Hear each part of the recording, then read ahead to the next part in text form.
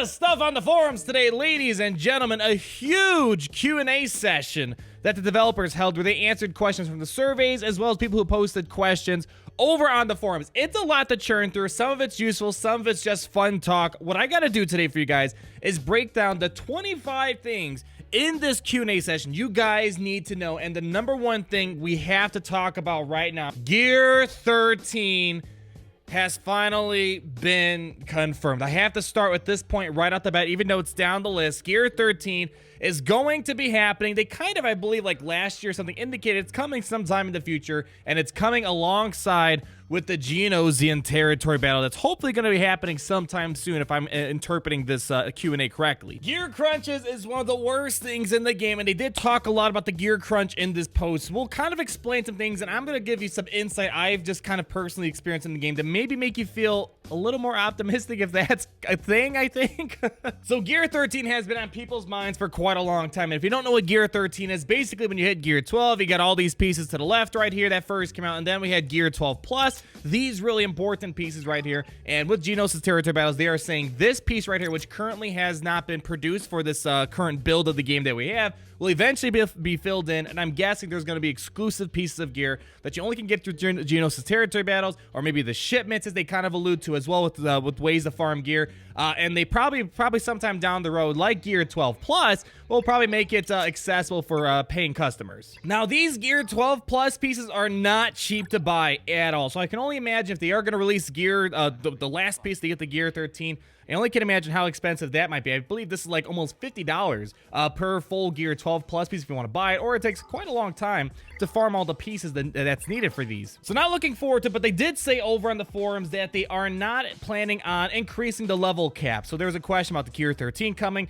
and level 90 coming. Level 90 is bound to come sometime in the future, but they're probably going to stagnate it out or kind of separate Gear 13 and level 90, because level 90, man, that's going to be a credit crunch then. We're going to come back to this Gear 13 topic in a moment once we read some of the other questions that the developers have answered, because Gear 13 is coming. Yes, it sucks, but just historically from what I personally experienced in this game, as they release new gear, they usually make the other pieces of gear that are down the food chain a little more accessible. How little, it depends. Usually some pieces are still not as easily accessible, but other things become more accessible over time. All right, so let's go to the top of the post and work our way down. Now that we got literally the most important thing out of this post out, let's start breaking down everything else they kind of talked about, the key points. I'll leave a link down below if you want to read everything else. I'm just going to highlight the key things right now. First of all, something I see all the time, will you be releasing a feature for multi-buying Bronzium data packs? Now, I've talked about this several times. They've answered this question almost every single Q&A, and sometimes even in other places, in Reddit, Twitter, yada, yada, yada. Overall, they said that they have no plans in bringing a multi-buy feature for the Bronzium Chromium packs. To kind of go through this whole story about the tournament system, way back in 2016, I believe, you're able to use ally points to kind of work your way up the tournament ladder and get some good rewards like Shore Trooper and whatnot. So now that we don't have the tournament system, they said that basically their stance on ally points is that their only intention is to give you things to buy, and like the weekly shipments for large amounts of ally points, you can buy things like a couple of Carbontes and whatnot, and they're going to try to find other ways for people to use large amounts of ally points on something that's meaningful for where you are in the game now. So I'm fine if they want to go down that route. Hopefully they can give us some more value, like give me like 50 Carbontes for like 100,000 ally points. Then we'll be talking. That's value right there for me. So this post goes on. They talk a lot about bugs and whatnot, but the first thing that really kind of caught my mind after the Bronzium packs is this topic of Lord Vader and Fallen Anakin. There's a lot of speculation right now that we're building up to a pretty big event with Padme Amidala being released, and she's kind of like in this BB-8 stage where she's not really crazy for anything right now. She composes some good teams, don't get me wrong, but people are suspecting there's something bigger in the future that's going to be coming out, whether it's reworks or Fallen Anakin or something of that sort. And Carrie, they had to go by the usual guidelines. They say that they can't comment on the nature of the characters we release and when. And then CG Eric, he kind of hopped in and said, interesting fact, the moment Anakin falls, he becomes Darth Vader. Now, I'm pretty sure that might be a joke, but I'm going to take it a little bit further and just say, for the heck of it, it could be pretty relevant that Anakin Skywalker, if there is going to be a fall for him to the dark side, a Heroes Fall event, there's probably maybe reason to speculate that maybe Darth Vader could be needed. If you know the ways of how journey events work, you go through several big moments in a character's life, and being suited into the Darth Vader that we come to know and love as one of the greatest villains of all of cinematic history, this could be an important character. So maybe he's meaning, hey, maybe you're gonna need Darth Vader, the character we have in the game, for this journey event. So that's just like a completely off the wall speculation I kind of want to throw out there to get people's juices flowing a little bit. So I thought this was kind of important to point out. A lot of new players that come into the game, it's hard to find a good guild, and a good guild is really important for the advancement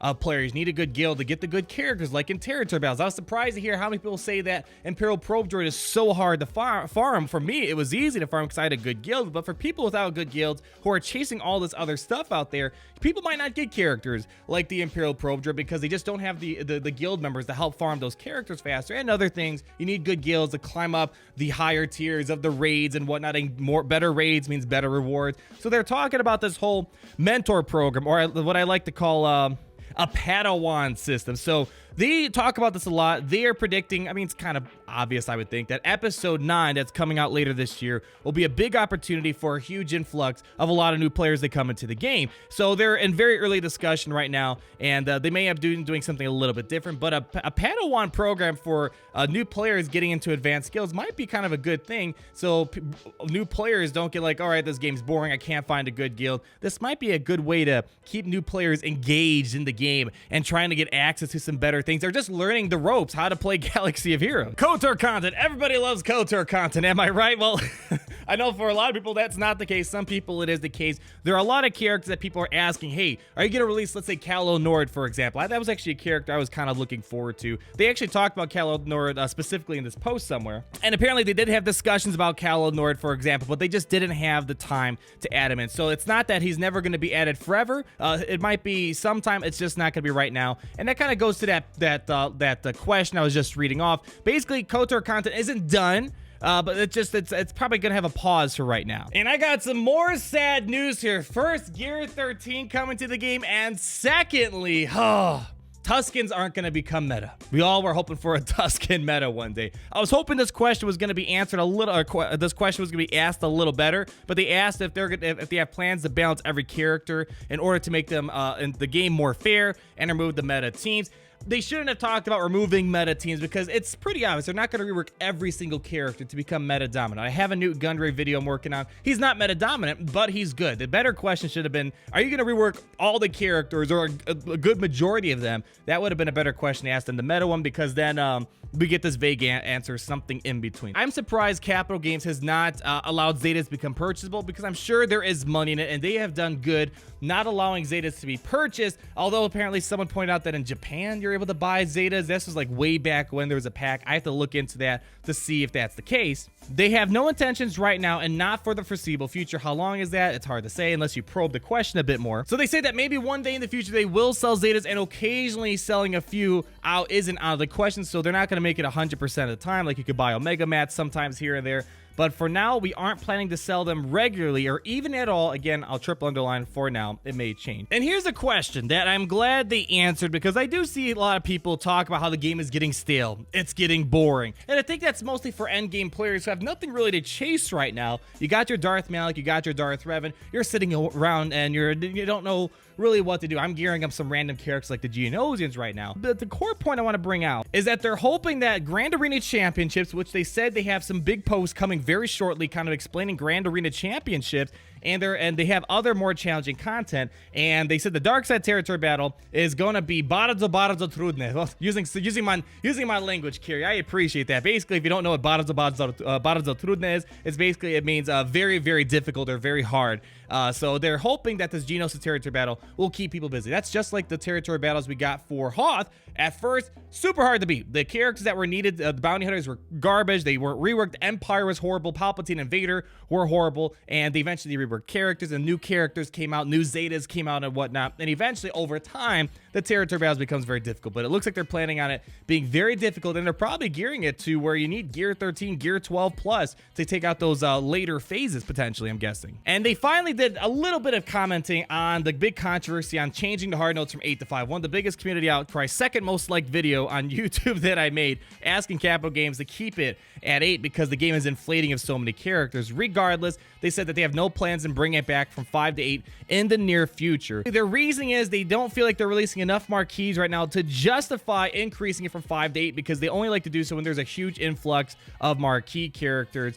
And right now, they don't think that's needed. Another question kind of going back to people being bored, nothing to do in the game. There is definitely a lack of PvE content in the game right now, especially for those more probably towards the end game that have a lot, they're caught up on a lot of things. However, the thing I want to point out, because Squad Arena has been the core component of Galaxy of Heroes and the backbone, I think they even use that terminology, the backbone of currency for the game right now, but it looks like they're trying to turn Galaxy of Heroes where the core experience, they say it right here, is going to be Territory Wars, Territory Battles, and Grand Arena. They have a lot of Territory Battles now, Territory Wars, and Grand Arena Championships coming around soon. They're hoping that at least an event in every event room every day, but we think the day-to-day experience of events primarily being guided by TW, TB, and GA is kind of what they're going to be after for. They have more mythic events coming in that they plan on doing, and some new ships things. That's good. Hopefully maybe a ship raid. I know that's been in speculation for a long time. Getting a Death Star raid. That's what I've been advocating for a long time, and I'm sure they know about it. Haven't talked to them in ages. They haven't talked to me in ages, but I know last time I told them, hey, ship raids. Make these ships useful for something else. So we get this question a lot. How long is Galaxy of Heroes going to be around? Obviously, you know, you want the game to last as long as possible. They're not going to outright say right now the game is dying or anything like that. They said, as John Solera says, who's kind of the brain behind the game, met the guy, very cool dude, that he talks about how the game has the potential to live as long as a Star Wars franchise. So they used to say the 37 more years to the team last year, which is definitely a lot of years. And of course, they kind of go about, you know, they talk a lot about this. Of course, you can have a plan. I can plan on being a millionaire next year, but of course, you know, it doesn't always happen. What you hope for doesn't always get met. So it's good that they at least have the mentality that they want this game to last as long as possible. It sounds like Lucasfilm has their backing as well. They want this game to last as long as possible too. So I just want to put that out there for people that are concerned about the health of the game and whether the game's going to be dying off soon, which it looks like probably not. I think at least a couple more years for sure. Real-time PvP. I'm going to summarize this basically.